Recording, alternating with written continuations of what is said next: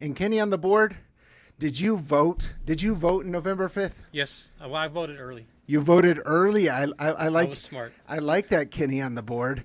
And it's weird because here in El Paso it's like Groundhog's Day because election season is not over. Did you know that? No. Yes. Well, what do you want? I'm afraid. No, you're right. You're right. Yeah, I'm afraid. So this is actually, to be serious, I'm afraid for the church in El Paso, and I'll tell you why. Go ahead. Because especially here on KELP, but the conversations I was having around the city with our brothers and sisters in the churches, there was a lot of passion for the national elections. But when it came to local elections, there wasn't a lot of understanding of what was going on. And wow. so it was really interesting. Or even here on KELP, we have our national programs, but we still don't talk a lot about, and they talk about the national elections, but they don't talk a lot about the local. Right. But I believe it's no mistake we're here in El Paso, and we as the church need to know what's going on. We need to be active. So we have a very special guest here today, Kenny, on the board. Do you know why he's special? Well, obviously he's running for mayor. Well, way to ruin the surprise. He's been announcing it all week. How no, that's true. That's true. Talk about burying the lead. So exactly. He didn't coach me on any of this. Yeah. So every week we say our guest is a unique expression of an endlessly creative God. Yes, and once again, you always say it better than me. Yeah, and that's especially true this week. This guy is not just running for mayor of El Paso. He was a personal bodyguard for Prince and Rod Stewart. He was a helicopter pilot. He served in military intelligence as an interrogator, which makes me nervous to talk to him. He specialized in Slavic languages. Вы говорите по-русски? Yeah. Вы тоже? Yeah. Я учил Институт иностранных языков 12 год тому назад. Wow. You He better speaks, watch out, I vouch that it's true. He speaks Russian. He's a sharpshooter, which also makes me nervous. Nationally recognized top country radio disc jockey.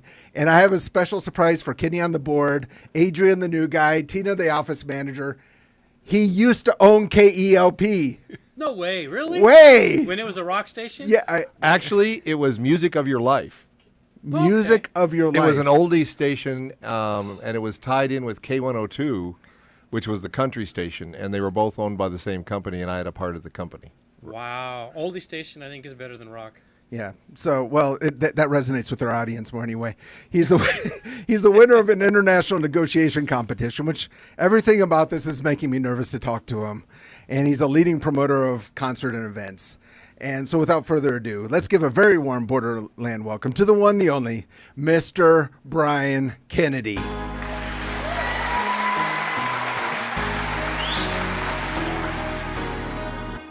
Mr. Kennedy, welcome to 915 Talk. Wow, Mr. Kennedy? Yeah. Wow. Well, it's Brian. It's Brian? Yeah. Are you sure? I'm positive. I checked my license on the way in. Is this a negotiation technique? What do we got going on here? Well, you always have to build a rapport with the people that you're interrogating. Oh, gotcha. Interrogating 101. Yeah. So, there's a question that I always want to ask whenever I see someone running for political office. And I want to ask it even more since the election season for you was extended. Are you tired of campaigning? Oh, yeah. Oh, yes. I was a while ago. Okay. But you're still going strong? We are. We're still slugging along. Okay. And you're not questioning yet, why did you get into this? No, my wife does that about every other day. She's my campaign manager. Oh, wow. Yeah. Okay. And she has had great success as a campaign manager. Mm-hmm. I hope she just doesn't have the wrong candidate this time, but she's very good at that. And this is really, our campaign meetings are usually over coffee in the morning at the breakfast table. Okay. So it's not a high-powered organization. It's me and her and our son does our graphics. Wow. That's really cool. Yeah. So it feels like the election campaign is heating up a little bit. Yeah, it got dirty.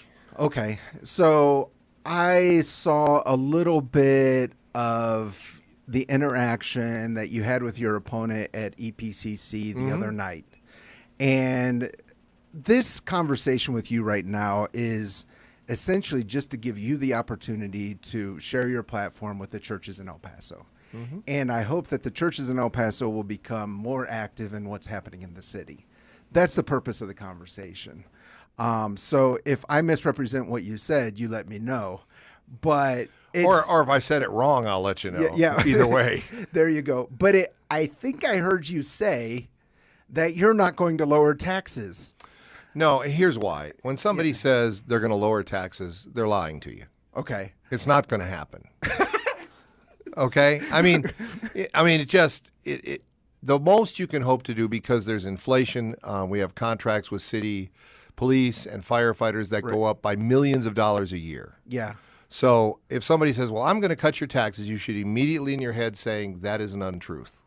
Okay. Now, if somebody says, I will do everything I can to hold the taxes where they currently are, you got a shot. Okay. And we've done that 2 years in a row. Okay. But when I said, no, I'm not going to lower taxes, and the second half I said, and neither is he. Right. Anybody who is a financier knows we're not going to lower your property taxes. Here's the other issue. Okay. There's 5 people that have a hand in your property taxes.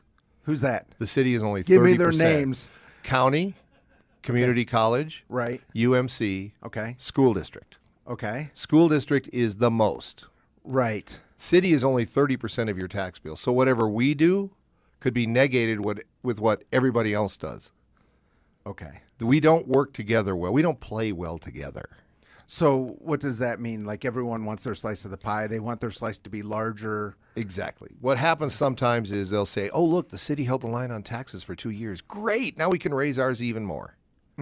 And so when somebody says, I'm going to lower your property tax bill, I go, okay, you're fibbing. Right. I mean, you either don't know or you don't care, because that's not a true statement. Nobody's going to be able to do that. So, and I just believe we ought to tell people the truth. That's crazy, Mr. Kennedy. I know it is, isn't it? What is wrong with me? I was stunned when I heard you say it, because I have never heard a political candidate say, I'm not going to lower your taxes. What, and what I said was, I can't. I will be unable to lower your taxes, and so will he.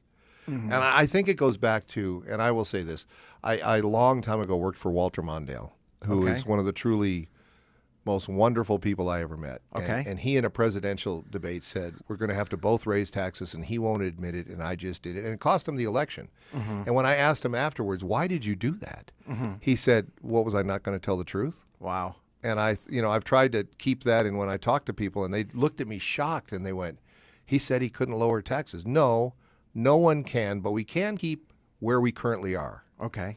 And that's what the goal should be, because then it becomes, well, I couldn't lower it, and I said I was going to, so we might as well raise it, because what difference does it make? Right. And I'm not up for that. Okay. All right. If you're just joining us, we are with El Paso candidate for mayor Brian Kennedy. We are live at the studio here at KELP. We are also live on KELP Christian Radio Facebook. You can watch there.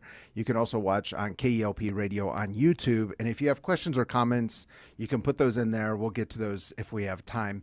We did put on our Facebook this week, what questions do people have?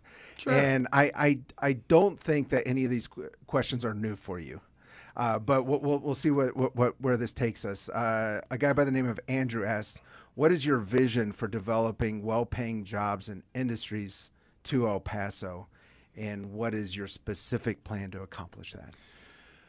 Two things. First of all, the city's got to be a leader. We got to make sure we're paying our people appropriately. Okay. And we've kind of been a lost leader. The second thing is, when we try to bring businesses into town, the important question is, how many jobs are you going to bring, and what are you going to pay people? Because we can't control the corner convenience store. We can't say you've got to pay your people more money. Right. But we can make it more competitive for the workers in El Paso, where some convenience store owner may say, if I don't pay them more, I won't get anybody to work here. Okay. The way we do that is when we incentivize businesses to come in our what's called a 380 agreement, which is tax incentives. It has to be, you have to pay a high enough wage, and then we've got to keep those people responsible. In the past, it used to be, we'll give you a rebate of X amount of the taxes you're supposed to pay if you'll give us 100 jobs at $20 an hour. Okay. Great.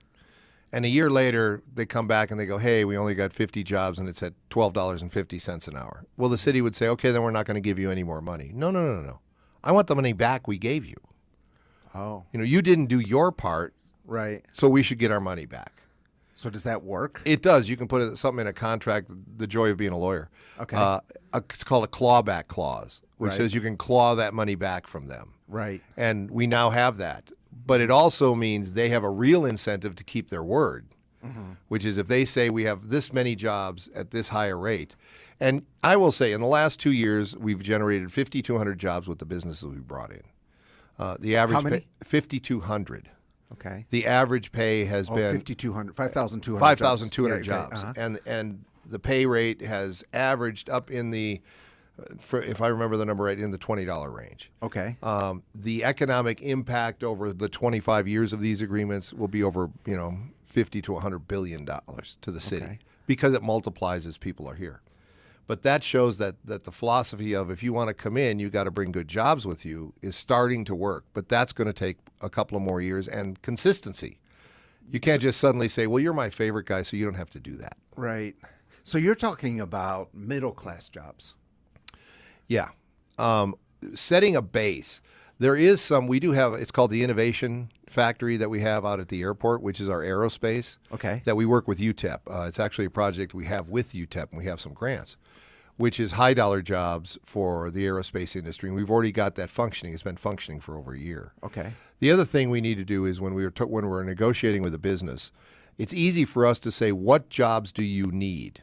Okay. And I'm not talking about just middle class jobs. They could say, I need 12 engineers, I need 5 accountants, I need, whatever they need. We can work with our colleges and our schools to say, okay, in a year when this company comes here, here's the jobs we're going to need. An engineering job that could be $100,000, $150,000 a year. Yeah. Say, but we need 5 of them, and we need them in these expertise. Can you train those people up in a year because they have people in their classes? Right. So that we make sure when they come to them and they go, okay, we have those people. You don't have to bring them in from out of town. Right. You can hire our local people because we've worked with our schools to have them ready. Okay. So I guess going back to aerospace and UTEP, if I have an aerospace degree, I don't really know what that is, but I imagine it's not easy to get. I probably have job offers from, I'm just going to throw out some names, San Francisco, Austin. You do. New You York absolutely City. do. And so why would I come to El Paso? One of the things, especially with people that are local, is there is a sense of family here that there's not in many other cities. It's stronger here. We have to make the jobs competitive pay-wise, but if the job is competitive pay-wise and you get to be close to your family, we find that we have a real success with keeping people here. Okay. But the pay has to be competitive. But if you're in that industry, they know what that job pays because it Right. pays the same no matter where they put their base. Right. I mean, if you're based in San Antonio, you're based in Denver, you're based in Minneapolis, this job is a $125,000 a year job. It still will be here. We just want to make sure it's somebody local that's getting that job from our local colleges. And so we do have to get some of the high-end industry in, and we're starting to do that. They can't all be call centers is what I always tell people. So just to clarify, you're saying about it, training up, educating El Pasoans to have high-paying jobs in El Paso, not to draw in these specialists from other cities. Yeah, I'd prefer. I mean, and there will be some where we just go, this training is only available somewhere else, and they'll bring somebody in. I understand that. But if it's like, I need, a geothermal engineer, well, UTEP can give you what you need, and we can make that part of the deal. But what we need to do is work ahead of time with the universities. Yeah. And even with community college, and say, here's the list of what we need. How many of these can we fill locally? Right. And then, of course, if the rest come in, that's fine. But it also then generates revenue and income for local people. Right. And that makes sense. Okay. So yeah, I feel like it's a uphill battle, but It is. you're saying it's working already. It started to work. Okay. The work has begun, but it is so fragile that if we don't keep our foot on the gas pedal, Right. this could all reverse. Uh-huh. It has started. We've seen some good movement on it, but the next 4 years are going to be critical. Yeah, I like that statement. If we don't keep our foot on the gas, it's going to reverse. Because I want to talk about El Paso being a safe city. Mm-hmm. That's one of El Paso's, I think rightfully so, it is a safe city. It's one of its bragging points. I don't know what the number is right now, 5th, safest, 7th. I don't think there's really a big difference between 1 and 10 or even 1 and 20. No. But we're up there somewhere. Right. And we just did get a question from Ozzy. Who is, I know him personally, he's involved in law enforcement. He says, what specific steps will you take as mayor to address the public safety concerns and support of law enforcement? How can we keep other agencies outside take our officer from taking officers to bigger cities? Yeah, this is a big problem with everybody that has. I'm sorry, I read that and you understood the question. Can you restate the question? Sure. It's what can we do to not only train but retain officers in El Paso? Okay. And here's what will happen. We've had to do a couple of things. We just signed a new contract with the police department. Okay. And we bottom loaded the pay. Okay. The entry-level people got more of the raise than the commanders and the higher-ranking people. Is that fair? It is, and let me tell you why. Okay. Because it used to be that you could make more stocking shelves at a big box store than being at a police recruit. Right. And it's like guys go, well, I can go work in a grocery store and make more money, work 9 to 5, get weekends off. Why would I not do that? Mm-hmm. So we raised the pay. We had to raise the pay, and we did for the entry-level guys. And the police were fine with it because they knew that. As a matter of fact, they were big proposers of it. Mm-hmm. So now we're starting to see more recruits. A year and a half ago, almost 2 years ago, the academy had 14 people in it. Okay. And the month they graduated, we retired 16. Yeah. We were going backwards. Right. The new academy in September has 44 people. Wow. So this will be the first year we're seeing net big numbers, 60, 70, 80, 90. Yeah. New badges on the streets. That's the beginning. The retaining part is twofold. The first thing is I want to put in something that says if we train you, you owe us 2 years. It's like a military academy. Okay. Because what will happen is we train somebody and then Midland will come in and say, hey, we'll pay you more money. And now that you're fully trained, and guess what? We don't get reimbursed. Oh. So we could very well. So police academy is not, you don't pay to go to police academy? No. Okay. We pay for them to go to the police academy. Okay. And so we pay and then they leave. Leave. And I think if there's an agreement that says you're going to work with us for a couple of years here in town, and if you want to leave, go ahead, but they have to pay for your training costs. Right. The second thing is we had a problem with our pension. Okay. The older officers, those that had been in quite a while ago, were Tier 1 and they were fine. Tier 2, which is the ones that have come in within the last 10 to 15 to 20 years, 10 to 15 years, they had no cost of living increase in their retirement ever. Okay. It was set up where you know what you get is what you get, and guys were going, when I retire, I'll have to get a job to make ends meet. Right. And so we just last Tuesday put in a cost of living increase at 1.5% starting in 5 years. Okay. So that they now have a better retirement plan. Mm-hmm. So now we've got more people training. We've got a better retirement plan. And I want to put in a caveat that you'll stay with us for a couple of years if we train you. Once they've done a couple of years here in El Paso and they're starting to get some rank, which means they're getting more pay. Right. They're making a little more money. We have a better chance of keeping them. Yeah. And that's how we can keep people here to keep our city safe. Right. Okay. You've used the phrase several times, we. We did this. We did. Who is we? City Council. Okay. I will admit that I made the motion to fix the cost of living increase. Okay. City Council has to approve all of the police contracts. Mm-hmm. That was done as a whole. The pension was as a whole. I don't like to say I, but the truth is I'm the guy who made the motion. Okay. And I was kind of driving it because if you've got a bad pension, you're going to look for some other place that has a better one. Okay. And I thought that was one of the few ways that we could retain cops. Right. Okay. Well, so much in El Paso is interconnected with the fact that we're on the border. And it was interesting for me to just throw this out, on Facebook and just, hey, what questions do you have? Brian Kennedy's coming in. We're going to be talking El Paso. And almost all the questions were, in my mind, questions you would ask the President of the United States, not the mayor of El Paso. Mm-hmm. And it is, it is interesting. We had we have a segment here on KELP. It's called 915 Pray. We pray for the 915 every day at 9:15 a.m. and 9:15 p.m. And recently we had 5 former gang members here in the studio leading prayer. They're no longer in gangs. They've done their time. They're out, and they're now part of churches and so on. Mm-hmm. Well, they were sharing. I live in Central El Paso. They were sharing a little bit about life in Central El Paso that's different than what I know. Occasionally I hear gunshots outside. We hear about Venezuelans at the Gateway Hotel. And I'm new to El Paso. I've only been here a couple years.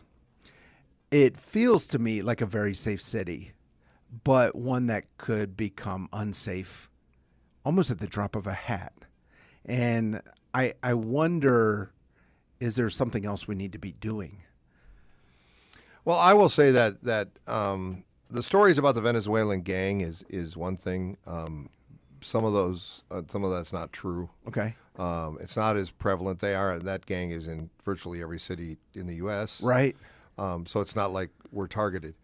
But most of those people were not gang affiliated, and that gang is very difficult to find out if they're affiliated because they don't carry tattoos that affiliate them with that gang. Oh, okay. So I'm a criminal defense lawyer. So okay. I actually am schooled in what happens in Central El Paso. Right. I think we do have to continue to grow mm-hmm. our police force and our diligence and continue the communication. We have a great communication with law enforcement all the way up the chain to federal. Mm-hmm. We have meetings regularly with everybody in the same room or on the same Zoom call usually, right? Where we can ask questions about what's going on. When we start breaking down communications, sometimes because of political party, mm-hmm. El Paso suffers. Right. And my attitude is I'll talk to anybody that'll help keep El Paso safe. I don't care what party they are. I don't right. care. I always say I don't care what flavor they are. Are you going to help El Paso be safe? Then I want to talk to you. Uh-huh. And that's something that we've got to do. We've got to keep that conversation going with the goal in mind, which is not to find out how we're different, but how we can keep El Paso safe. Right. Okay, so we're going to take a break here in a moment. We have a lot to talk about still. A subject I'm super passionate about is I-10. We'll be talking about downtown. We'll be talking about improvement, and we'll be talking about immigration. There's a lot to talk about. I do want to thank, we have 3 new impact partners here at KELP, and I do want to mention them. Alamo Glass Pros, they'll help you out with your car windshield. They'll help you out with shower doors, residential and commercial windows. 915-590-9933. They do have a special for KELP listeners. If you reach out to them, or also alamoglasspros.com. Also, Living Hope Counseling Service. It is difficult often for people in the church to ask for help, but it should be readily available. I had Robert Hart of Living Hope Counseling Service recently here in the studio, had a great conversation. We as the church must be open to conversations about mental health. Reach out to them if you're looking for some help. It's 915-772-2237, livinghopeccs.org. And the third is Caring Companions. They do elderly care at home. I've worked with elderly parents. There's no better place than them being at home. So 915-307-6103, caringcompanionsep.com. Thank you to all of our impact partners at KELP making this possible. We're about to go to break. Do not touch that dial. 915. Testify. I was 10 years into a 20-year bid in the Texas Department of Criminal Justice, doing 23 hours a day in a cell, solitary confinement. I was at a breaking point in life where I was just hopeless, depressed. I couldn't find no peace. It brought me to my knees in a prison cell, and I met Jesus. He delivered me from addiction, from a life of crime, the gangs, from evil, wicked ways. To the gang member that's lost, to the drug addict, Jesus loves you, and no matter what you've done in this world, in this life, the doors are open. When I met Jesus Christ, he touched my heart in a powerful way. I was once a heroin addict, a thief, an all-around bad person. My name is Daniel Chavez. I'm from Central El Paso, and I just want the world to know that if he did this for me, he could do it for anybody. And they overcame overcame him by the blood of the Lamb and by the word of their testimony. KELPradio.com. Do you love the city or town that you live in? If you have been joining 915 Pray at 9:15 a.m. and 9:15 p.m. here on KELP, you probably do. We want to learn to love our Borderland community even more. That's why we are now starting 915 Talk each Friday at 4 p.m. We will have guests and discuss their insights on this place we call home and what we believe the Lord would say to us as a community.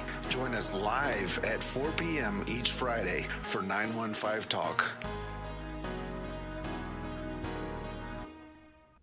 And we're back on 915 Talk. We are live here on this beautiful Tuesday of Thanksgiving week.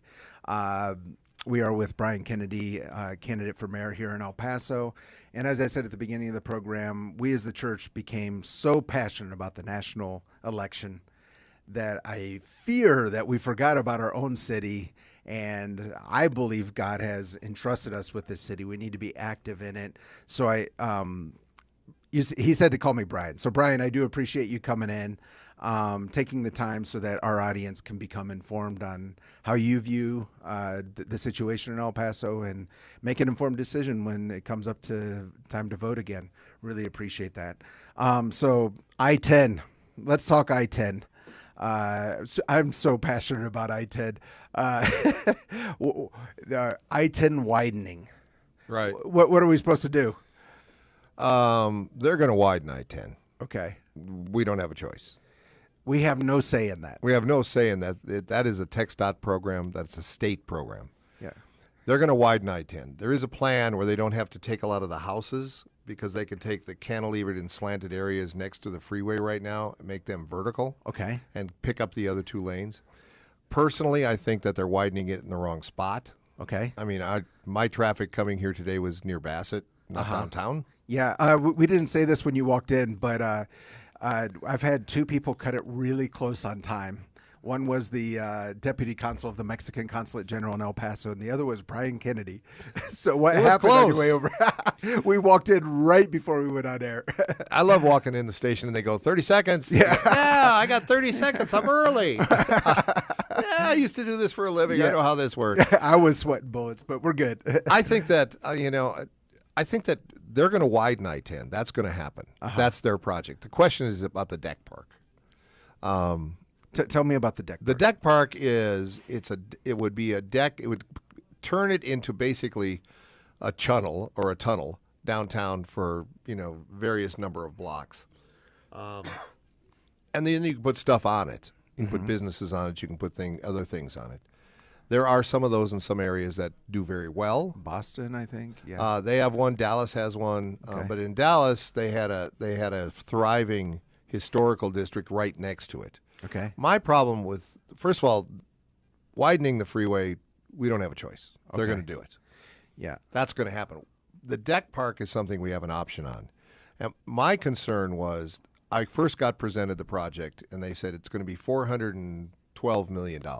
For which part? For the top, the deck park. Okay. What goes on the deck park was going to be $412 million. Yeah. And I said, who's going to pay for it? We don't know. And I said, well, that's a lot of money. And so 3 weeks later, they came back and said, it's $207 million. I said, where'd the other $200 million go? And they said, well, we've decided that the buildings we're going to put on there, we're not going to build. We're going to get a public-private partnership. I said, wait. Pump the brakes. Until I know what we're talking about, what it's going to cost, who's going to maintain it, and who's going to pay for it, then we can start talking about whether we want to do it. Right now, I think it's premature. Okay. The Dallas deck park costs $5 million a year, and it's, I think, 3 blocks, and ours is going to be 5. So in Dallas, it costs just in maintenance. $5 million. Maintenance. And I said, who's going to pay the maintenance? We're going to get in El Paso won't cost that much. No. Well, but it's longer. It's 2 blocks longer. Yeah, I got you. And they're going, oh, no, it's no problem. We're going to get somebody to, okay, until I see a plan, because my problem has been the city of El Paso has a tradition of saying, we want to do this project, and we're going to tell you what it's going to cost, and being so far off that it's like, okay, in 2012, we had bond issues, and every single one of them was at least 20% off, and some of them were 300% off. You know, we just voted on the arena. The original $180 million arena was really, I was in the industry at that point, working in arenas. And we all said, that's $280 million. There's no way they're going to build it for that. Right. But the whole idea was, well, once we start it, then we There's can no say, going back. well, now that we've started it, do you want to have a real nice one or do you want to just have a terrible one? Yeah. So, but it'll cost, I don't know, just another $100 million. It's no big deal. Yeah, right. And I don't like that. I just want to know, what is it going to cost? Mm-hmm. Who's going to pay for it? They say, well, there could be grants. Could be isn't good enough. Mm-hmm. You know, well, you have to front the money, and there could be grants, and that's not good. Yeah. Because that really means we're going to pay for it. Gotcha. They just got to tell me if they'll tell me what the deal is, then I'll decide if I like it. Right. Okay. So back to I-10. You said you think they're widening it in the wrong place. Yeah, I do. Where do you think they? Well, some of it is because there is some safety features that the bridges are too low right now for the new standards. They're supposed to be higher. They're supposed to do that. There'll be less crossovers. They say they have to widen it there. My only concern is if you drive in El Paso, we all know where the traffic jams are. You know, I don't get jammed I just want to hear you say it. I don't get jammed up downtown much. I get jammed up at Bassett Center. Okay. So we as KELP Radio are not political radio. We do not endorse any political candidate. But he just said we need to widen I-10 at Bassett Place. So Kenny on the board, hit it up. Hold on. Yeah, just a second. It's coming. He I said promise. widen at Bassett Place. It's coming. It's coming. It's coming. Come on, wait. Kenny on the board. Where is it going? Okay, hold on. Here it comes. There it is.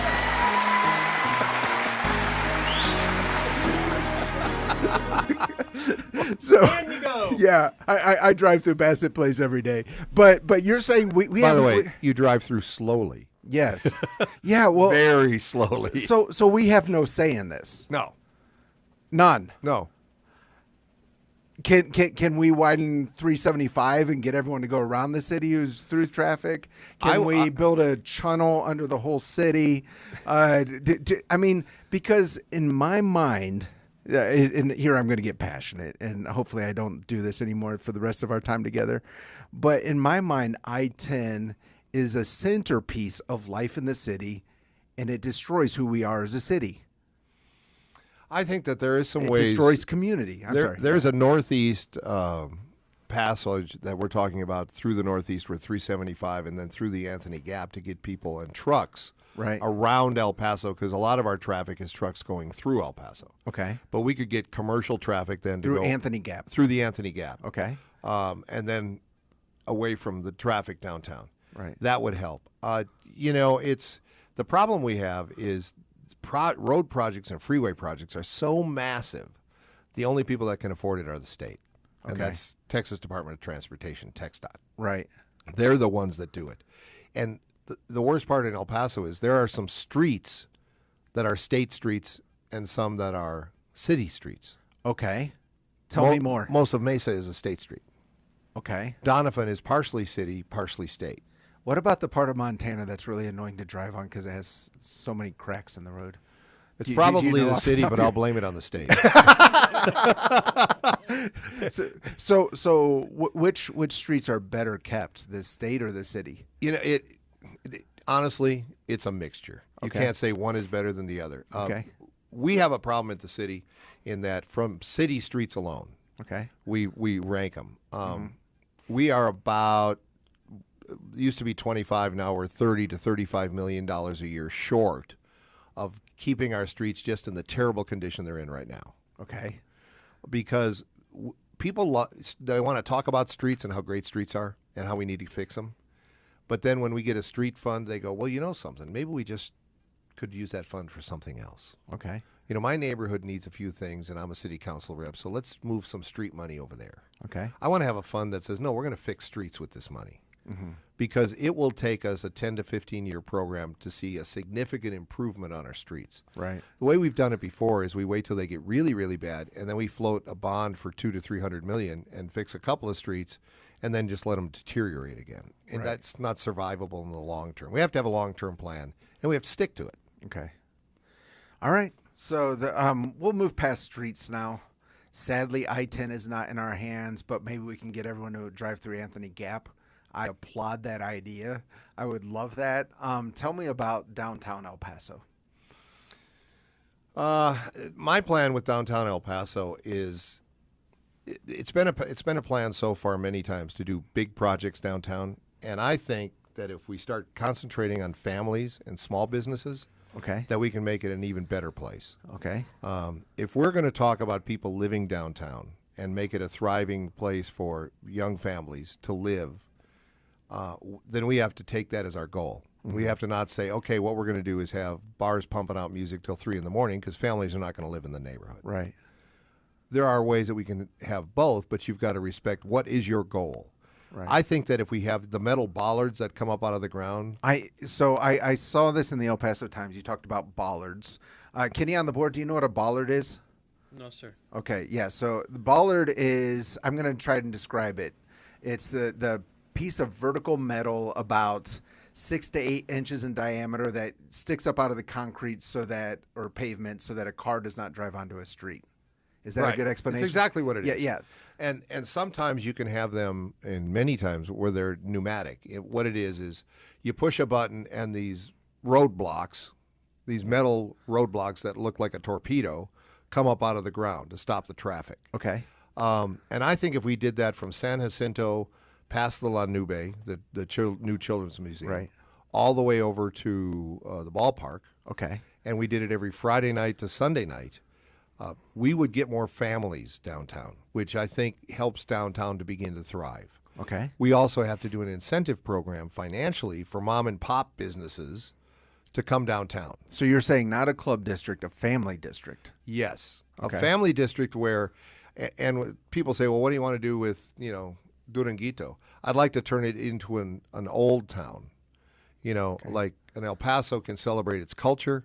You don't have to go across the border. Duranguito is the area between downtown and the border. Right, well, there's a South small of area. downtown? It was where the footprint for the arena used to be. Okay. It's on the north side of Paisano, Okay. but it's between there and the convention center. Okay. Basically. Gotcha.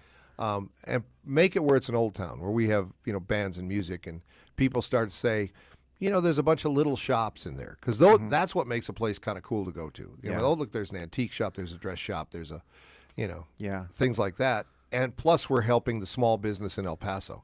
Yeah. I think if you could go down as a family and say, this is a family area. Uh-huh. I don't have to worry about traffic. My kids, we can go to San Jacinto. We can go across the street. We know there's no traffic on the weekend. Yeah. It makes it safer. It makes it more fun. And you could spend a whole day down there as a family. Mm-hmm. And I think that makes a good way to start bringing up the businesses in the downtown area, because you have enough foot traffic and enough customers that everybody starts to thrive. So what's the pull for the business? Why would a business risk the investment of going down there? And that's why we have to incentivize it. We have Okay. to say, we're going to give you a tax break, especially at the beginning, to go downtown. Okay. Somebody looks at it and says, okay, I'm getting this tax break. Now suddenly it's financially viable. Okay. And say, we're going to incentivize you to come downtown. Now, once you start getting 1 or 2 full blocks full of small businesses, you don't have to have incentives, because you'll have enough foot traffic and customers that businesses will go, okay, I can go to a mall anywhere in town, east, northeast, west, central, lower valley, but I will get more people in my shop if I go downtown, because now we have families. Okay. So it starts to feed on itself. But and it's, by the way, it's less than $5 million to do the project. Okay. So let me say this. I'm going to interject my opinion. I love this idea. I wonder if this is important to people in El Paso. I think that family is important to people in El Paso. The concept of having a place where you can go and enjoy with your family is important. Mm-hmm. I think we'll have to say, listen, this is a low-cost idea. Let's build it. Let's promote it. And there's not a lot of risk. And I think once people experience it, Yeah. park in the parking garage. You want to go to the Children's Museum, go to La Nube. Right. You want to go over and watch a ball game, go ahead, because you don't have to worry about traffic. Everybody's in a safe zone, basically. Yeah. It also makes it easier for us to control any issues, because it is a safe zone. There's not traffic. There's not people wandering in and out. Yeah. I just think that once people see it and experience it, it'll start to thrive. Yeah. Well, I was in downtown El Paso for the first time in 2000, and then I came back a couple years ago, and tremendous improvement, but there's a long way to go. Love all that. We're going to talk about immigration. And, it's another one of those issues where we have this, I don't know if it's a tension or a blend or what it is that makes El Paso so unique, because so much of it is federally decided without us being asked. And then we're left to pick up the pieces, or I don't know how you would describe that. But we have a question that came in from a listener that Kenny on the board will play right now. How would you plan to shepherd a community made up of generations of immigrants during a time where national politics is targeting immigration? If I had the answer to that, we do suffer with an area where people are pitted against each other more than they're willing to work together. Right. I'm proud of the fact that when we had the previous surges in this town of migrants, that we said we're going to try and keep everybody safe and treat everybody with humanity. I don't know that we even know what is coming. We have a new president who has vowed to make huge changes in the immigration policy. Right. I think that the most important thing we can do is be mindful that our first job is not immigration. Our first job is to protect the people that live in El Paso. Okay. I think that we need to make sure that we don't put the financial burden of federal policy on the backs of the locals. So what's that mean? How does that play We out? did this before. We actually got prepaid for the federal policies. We still have about $10 million, I think, in the bank of federal money to help with the expenses. But that is the ability to have a conversation. Rather than say, well, you can't do this, you can't make us pay for it. The federal government goes, okay, we're going to let people into your city. Good luck, have fun. That takes a conversation where you go say, we have needs here as a city. And the conversation is, how can we work together to make sure we're not burdened with that expense or with things that are... What's the expense? It's the immigrants come in and they're just camping out, or no? Like, what are there's a processing. You can't leave them. You can't leave people living on the street. We've got to get them off the street. Okay. Which is why we bought Moorhead School, and turned it into a shelter. And the other half is the animal shelter in one of the buildings, and the other building is going to house. It's like an emergency evacuation center. Okay. So if people are coming across, the thing is do you want families living in the streets? I don't think that that's a good option for the city of El Paso to go downtown and say we have 300 people that have camped out in the middle of the streets. Someone says, well, we have laws against that. So we're going to, arrest families and put them in jail? We're still going to pay for them if they're in jail. As a city? As a city. Okay. The best thing we can do is make sure that we start the conversation. And again, I said, not caring what letter they carry after their name, a D or an R, but to sit down with the federal government, the state government, and say, we have some issues that are not of our decision making. We are going to need financial help. Okay. And we've been pretty lucky at having that conversation, because we take it not as an accusatory and not as an us versus you, but we need your help, because we do need their help. It's their policy. Right. It's they force it upon the cities, truly. Right. They say, no, here's what you got. We don't get to make that decision. That decision comes from Washington, so we have to make sure that Washington is also going to foot the bill. Okay, so just to clarify explicitly, maybe it's obvious, maybe it's not. The city has no say on what happens at the border. None. None at all. Well, we have we collect fees for those coming across the bridge, the trucks and the traffic. That is under our purview. But in reality, no, we don't make the policy. We have nothing. We can't say we've decided that this is what we're going to do with our border. We have no say in it. It comes from Washington. Okay. So what you're saying is, because that's outside of our purview, we need to then decide what to do with the hand we've been dealt. Exactly. It's like they say, okay, here's what you got. What do you want to do with it? Say, well, I don't like that. well, we don't care. Washington can say that's what you have. Right. I think that the estimates are that there will be less migrants coming over the border under the new administration. But a good example is we used to have surges of over 1,000 people a day. Right. And it's like, okay, so what are you going to do with 1,000 people? We went to Washington and said, guys, you got to give us some help here. And they did. I mean, they understood that, and we got help. We actually got them to prepay us. So it wasn't like we were submitting bills. Right. We said, give us this money, we'll put it in the bank, and we'll use it, and then we'll prove what we used it for. Okay. So we do have some success in doing this, and we've done it before. And the advantage of being the mayor pro tem, which is like the assistant mayor, is I've been in those meetings and I've watched it happen. You can keep doing that, Right. but it has to take a willingness to have that conversation. Okay. So that's immigration. It's a tough. Yeah, we're stuck with what Washington tells us. Okay.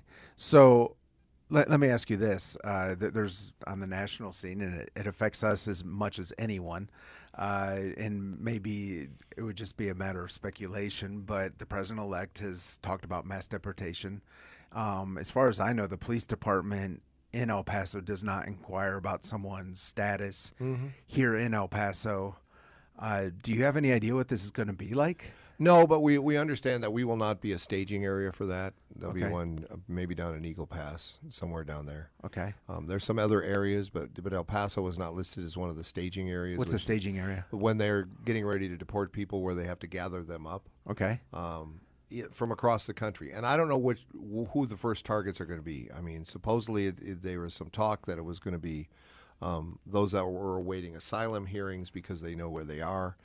I don't know. It depends on what the policy says. I don't foresee. I mean, we don't have the manpower to be the immigration policy here in El Right. Paso. We don't have the money to house people. However, we also, law enforcement is not allowed to ignore laws. Okay. If they are aware that somebody is undocumented, they are required to take an action.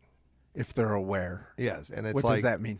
well, somebody comes up and they're aware that this is not, there are no citizenship dealing with somebody that has committed a crime. Okay. They will run the person, obviously, when they arrest somebody, they have to run them to see do they have a background. If they find out this is not a citizen, then they are required to say, okay, we have somebody in custody who's not a U.S. citizen. Let's talk to ICE and Homeland Security about it. Right. But it's not their job to go out seeking people to say, do you have ID? Do you have ID? Do you have ID? Right. It's more peripheral that there was a crime being committed or there was something that caused them to investigate, Okay. and they became aware of it. Okay. Gotcha. Yeah, it's not an easy. Does the mayor set that policy? Who sets that policy? Actually, it's there's not a policy per se. It is. Well, I mean, the city manager and city council and the mayor drive the train. Right. Just say because the city manager oversees the police department. And the police can come up and say, here's what we can do, here's what we can't do, here's what we're allowed to do, here's what we're not allowed to do. But they can also say, here's what we have the manpower for. Okay. We do not have the manpower to become the immigration policy. Right. We just don't. Okay. So this is not an easy city to be mayor of. The next 4 years are going to be the toughest 4 years in the history of El Paso on this issue. Okay. I believe it. Because there's going to be new policies. There's going to be disagreements with policies. We have to find a way through and maneuver through this woods of new policies and competing, agendas to find out what's best for El Paso. I said, I believe in my heart that the next 4 years will be the most difficult for the mayor of El Paso. Okay. And it's going to have to take somebody that is willing to put ego on the back burner and say, I will do what is best for this city. Right. And I will talk to whoever can help me do that. Okay. So I guess my question after that statement and just looking at the headwinds, what is the mayor actually able to change in El Paso? The mayor is in many ways, it's funny because the mayor doesn't vote unless there's a tie. Right. So you don't even on have city a vote. council. On city council. Right. You can veto things, which means it takes 6 city council members to override your veto. Okay. If it passes 5-3 and you veto it and 6 people don't decide they want it, it stays vetoed. It doesn't get implemented. But you're also really the leader of the band. You don't play all the instruments, but you are the leader. Okay. And you can set, I think the city's policy should be this way. You're also the one contact and the designated contact with all the other governmental entities. Including federal? Including federal. Okay. If federal wants to talk to the city of El Paso, they talk to the mayor. Oh, okay. Because they say, you are the leader of that city. Okay. So you're the one that spends a lot of time. Now, the city manager also does because they implement the policies. But as far as the top level, it is the mayor talking to, many times it has been the head of Homeland Security or the head of immigration, the head of, whatever. You are the designated representative to all the other governmental entities. Right. So you have to be the one that says, okay, here's what we're going. You're in the room with the conversation. Right. So, okay. What out of all these issues do you think is most important moving forward, if any of these maybe have a different one? Man. Did I miss an important one? No, you didn't. Darn it. Sadly. Sadly, you got them all. It is a tapestry of all these issues that make a great city. Yeah. It's not just one. Is taxes important? Yeah, because that's how people and our kids and grandkids can buy a house. Right. Are streets important? Yeah, because we drive on them every day. Yeah. Is safety important? Yes, because we have to feel safe or we will leave the city. Right. You're like, there are so many things, and making that tapestry work and understanding how if you turn something over here, the other issue over there will be affected is what I think is critical, especially in times of stress, which we will be under for the next 4 years. We will be a target because we are a predominantly Democratic city with a Republican Congress, Senate, and president. We will be a target. What do you mean by that? In that they will be looking at us, not targeting us, but looking to us to see how we handle all the issues. Okay. I don't want to handle the issues as a Democrat or a Republican. I want to handle the issues as an El Pasoan. Okay. And I think the most important is the ability to weave all those issues and keep communication going with all the things that can help El Paso. Gotcha. We have to clean up our own house. We have some issues in El Right. Paso. We all know that. I mean, that's why I went after the gas cards. Right. Because I said we have to hold ourselves to a higher standard as an elected official. But I think that being able to say we're going to include all of those, because without all of those, they all fall apart. Right. They're interrelated. Okay. So we only have a few minutes left. For those of you who are watching, if you have any last-minute questions or comments, use the KELP Radio YouTube channel or Facebook page. Any last words for the KELP listening audience? I love this town. Yeah. We're all here because we love it. We could be somewhere else. I think we need to remember that we love this town, and that's why we're doing it. I ran for office because I'm grateful every day, and the day I stop being grateful is the day I lose it all. And I've been given much, and it's time for me to give back. Love that. And now I want to ask a question I don't think you've ever been asked. Sure. Probably the last question. I think most of these types of conversations are about, hey, Brian, what are you going to do for us? But this question I want to ask the opposite. The church in El Paso, at least the active church, is not very big. It's a religious city, but if you look at church attendance on Sunday, it's not very big. It's less than 6% of the population in church on a Sunday morning. But a lot of those people are listening right now or will be listening later to this conversation we've been having. What would you want to see from the church in El Paso? Stay connected. And I think they are. I think the church is connected. But I've seen such great projects from the churches. I think that, and I understand separation of church and state, I understand that. Yeah. But that doesn't mean if we both agree on a project, both the city and churches, that we can't work towards that. That's not selecting a religion. That's constitutional, and it helps the city move forward. And I like to see the city more active with the churches on joint programs. joint programs. Any ideas off the top of your head? I mean, I will tell you, when I was at the Coliseum during COVID, we did the food bank. We did the food giveaway. I have my kickoff parties and all of my parties at Hallelujah Barbecue because it's the shelter, and I like the project. I like what they do, and so I'm going to support it. Okay. And I think that if somebody says we have this project, whether it's Christmas toys for the underprivileged, whether it's food for Thanksgiving, that the city can be a part of the project and still keep the delineation of the difference between church and state because we're not selecting a state-sanctioned religion. Okay. You hear that, El Paso Church? Let's get more involved. Let's be a part of things. Brian, I really appreciate you coming in. Didn't mean to scare you. Yeah, for those who just joined, he made it in about 20 seconds before we went on air. I had a backup plan. I was going to interview Kenny on the board for an hour, but we're might have been more interesting. Yeah, No, it would have been more scary. Yeah, but as a KELP listening family, we are looking at how we can become more involved in the community.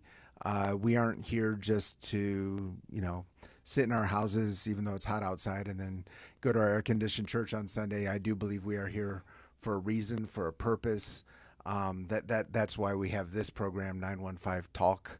Again, thank you for coming in. For those of you who are just joining, we were with Brian Kennedy. He's a candidate for mayor here in El Paso, and you will be able to listen to this conversation on Spotify, iHeart, Apple Podcasts. It's already up on YouTube and Facebook Live. And I do want to say a couple announcements. Tomorrow we're going to have another special edition of 915 Talk. It'll be with Mike Hicks, who is the chairman of the El Paso Thanksgiving Day Parade. It's a recording from some months ago. He's a great guy, but let's learn about that. Let's be a part of that. And then we're going to have another recording on Friday just because I'm taking the day off. Hope you all have a great Thanksgiving weekend. And as we always say as we close out, let's learn to love our city, love our neighbor, and give God all the glory. This has been 915 Talk. You have been listening to 915 Talk on KELP Christian Radio. To listen to past recordings of 915 Talk, just visit KELPradio.com and click on the 915 Talk link. Until next time, love your neighbor, love your city, and give God all the glory.